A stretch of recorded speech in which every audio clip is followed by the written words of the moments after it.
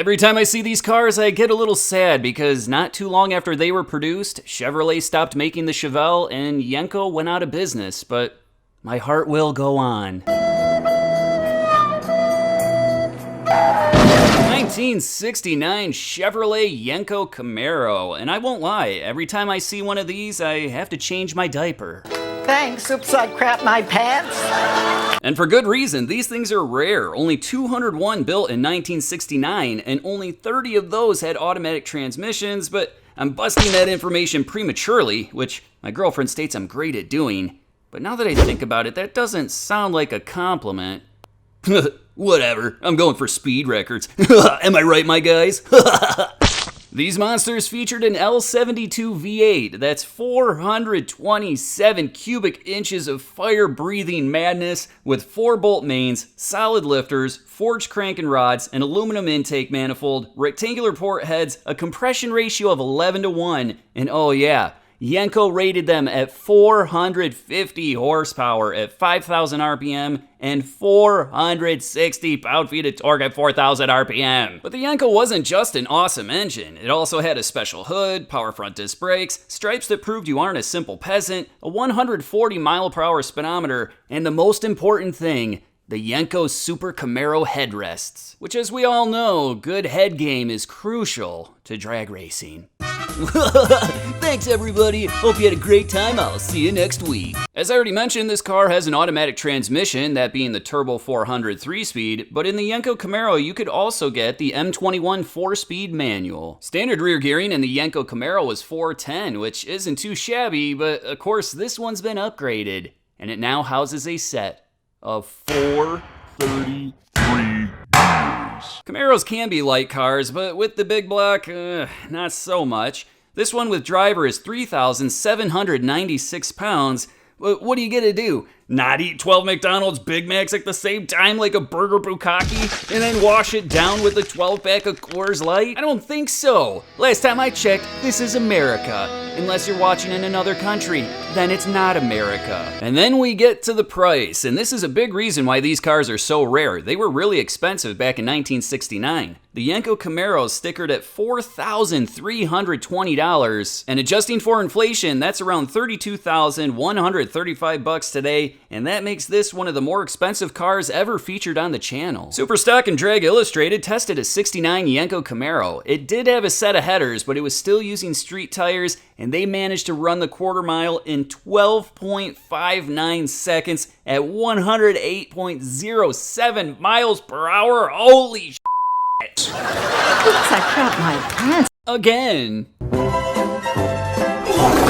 1969 Chevrolet Chevelle COPO. And like the Camaro, this one has an L72 V8. 427 cubic inches, 4-bolt mains, solid lifters, forged cranking rods, blah, blah, blah, blah, blah, blah, blah, blah, blah. Wanna guess the horsepower? You thinking 450?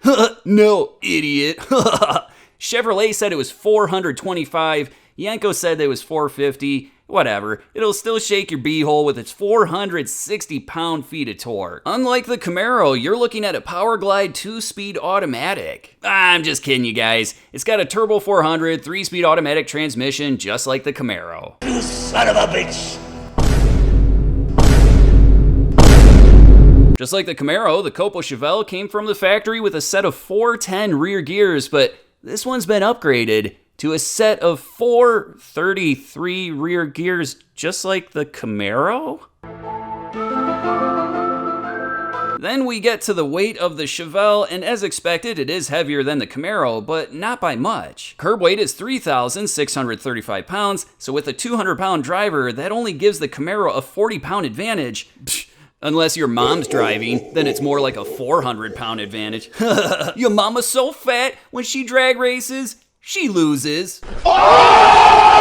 As you'll see, the COPO Chevelle was a pretty good deal back in 1969, and technically you could order this car from any Chevrolet dealership as long as they understood how to take advantage of the COPO system. It started with the base V8 Chevelle, that's $2,690. The COPO package was another $860. Automatic transmission was $221, and the Posi-Track rear was another $42. That gives you a grand total of only $3,813, and adjusting for inflation, that's only $27,745 today. That's quite a bit cheaper than the snooty Yenko Camaro.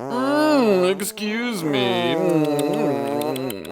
Just like the Yenko Camaro, the COPO Chevelle was pretty rare. Only 323 built in 1969, and only 96 of those had automatic transmissions. At this point in the event, it is a single heads-up race only, so if you lose, you're going home. That's it. At the time of filming, it was 70 degrees, humidity was 20%, elevation 754 feet, and barometric pressure was 29.35 inches. Let's check out that race. Jeremy McNichol, 69 Camaro, Chevrolet Chevelle.